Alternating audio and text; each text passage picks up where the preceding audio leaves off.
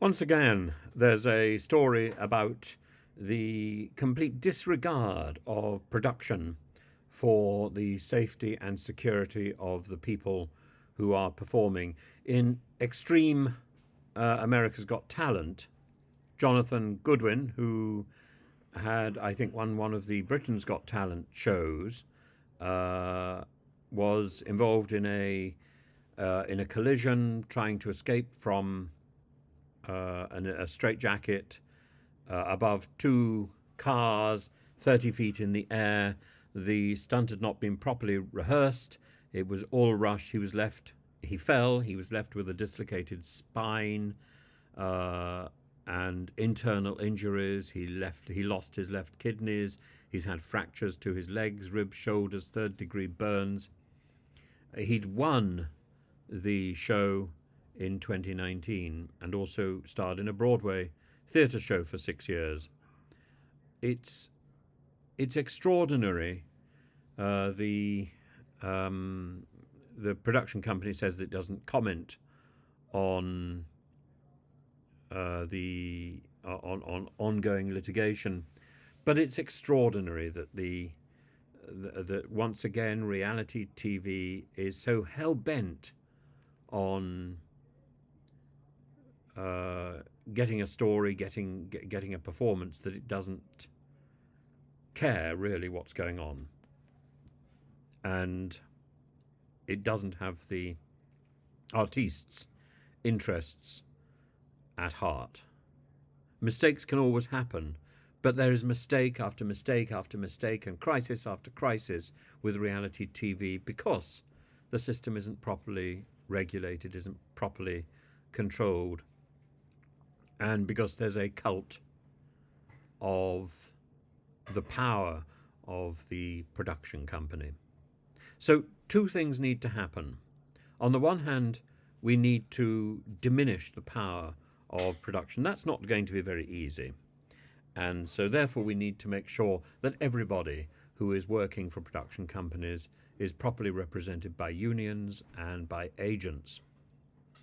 And that will at least trim the sails of the power of production companies. In this country, we started to have this discussion, and then suddenly the general election cut that short, and the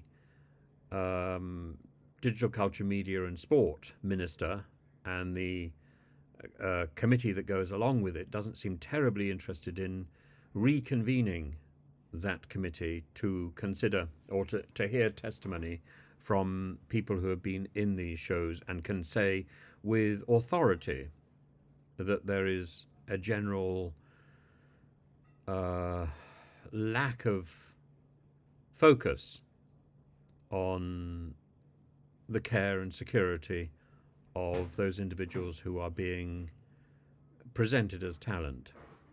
Often they are denied access to agents, often they're denied, or almost certainly they're denied access to unions, and indeed the main entertainment union, Equity, is not particularly interested in representing people who are on reality TV shows. I've spoken to the general director of Equity, a fellow called Paul Fleming, who says, well, it's because you're not professionals. That's not necessarily true, of course.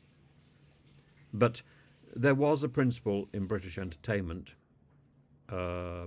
which is central to the Variety and Artistes Federation, which eventually merged with Equity, the entertainment union, in the 1960s. And the Variety and Artistes Federation had a principle that anybody who was performing should merit proper union representation should they wish it.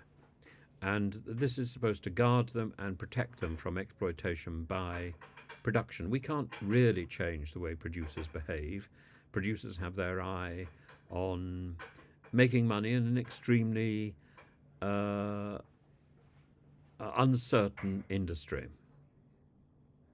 And it is a little cutthroat, of course.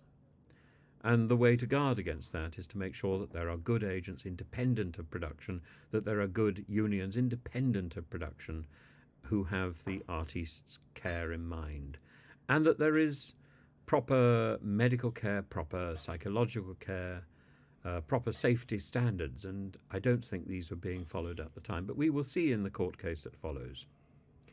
Mr. Goodwin, Jonathan Goodwin, is described as positive, upbeat, and strong. His courage and his strength is something that I just aspire to be like. And he's just incredible, honestly, like so happy, like a very happy, positive human being, just liquid sunshine. He's amazing. And of course, that's why he's an entertainer. That's why.